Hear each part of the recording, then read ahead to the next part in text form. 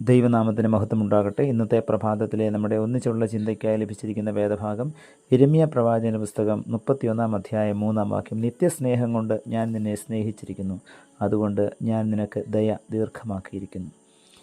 ഒരു ഡോക്ടറുടെ ഡയറി കുറിപ്പിലെ ശ്രദ്ധേയമായൊരു സംഭവം കേട്ടുകൊണ്ട് നമുക്ക് ഇന്നത്തെ ധ്യാന ചിന്തകൾ ആരംഭിക്കാം.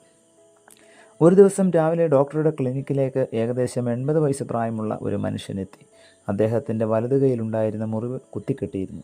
കുത്തിക്കെട്ട് നീക്കം ചെയ്യാൻ സമയമായോ എന്ന് പരിശോധിക്കാനാണ് ഇപ്രാവശ്യം അദ്ദേഹം എത്തിയത്.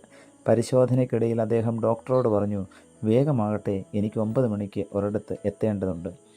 9 മണിക്ക് തന്നെ എത്താൻ എന്താ അത്യാവശ്യ കാര്യമുള്ളത്? ഡോക്ടർ ചോദിച്ചു.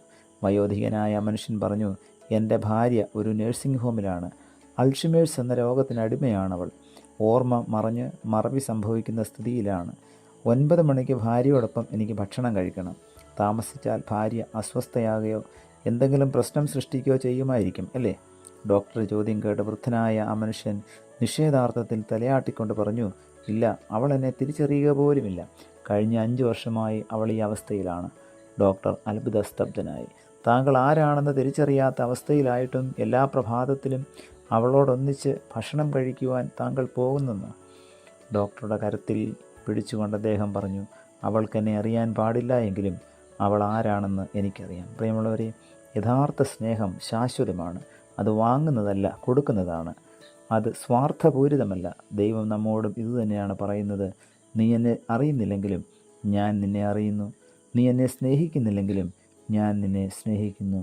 നിന്നോടൊപ്പം ഭക്ഷണം കഴിക്കുവാൻ ഞാൻ ആഗ്രഹിക്കുന്നു. പ്രിയമുള്ളവരെ, നോമ്പിൻ്റെ ഈ കാലഘട്ടത്തിലൂടെ നാം കടന്നു പോകുമ്പോൾ കർത്താവ് നമ്മോടും ചോദിക്കുന്നു, നാം കർത്താവിനെ എത്രമാത്രം സ്നേഹിക്കുന്നു, കർത്താവിനെ എത്രമാത്രം നാം അറിയുന്നു. നാം അവനെ അറിയുന്നില്ലെങ്കിലും നമ്മെ അറിയുന്ന, നമ്മെ സ്നേഹിക്കുന്ന ഒരു കർത്താവാണ് നമ്മുടെ കർത്താവ്. ആ കർത്താവിൻ്റെ മുഖത്തേക്ക് നോക്കി നമ്മുടെ ജീവിതയാത്ര ആരംഭിക്കാം. ദൈവത്തിൻ്റെ പരിശുദ്ധാത്മാവ് നമ്മെ അതിന് സഹായിക്കുമാറാകട്ടെ. പ്രാർത്ഥിക്കാം. പ്രിയ കർത്താവേ, ഈ പ്രഭാതത്തിൽ ലഭിച്ച നല്ല വചനത്തിനായി നന്ദിയോടെ സ്തോത്രം. അങ്ങയുടെ മുഖം ദർശിച്ചുകൊണ്ട് ഈ പുതിയ ദിവസത്തെ യാത്ര ആരംഭിക്കുവാൻ ഞങ്ങളെ ഇവിടുന്ന് സഹായിക്കണമേ.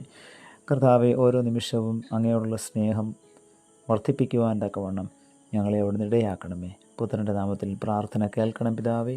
ആമേൻ.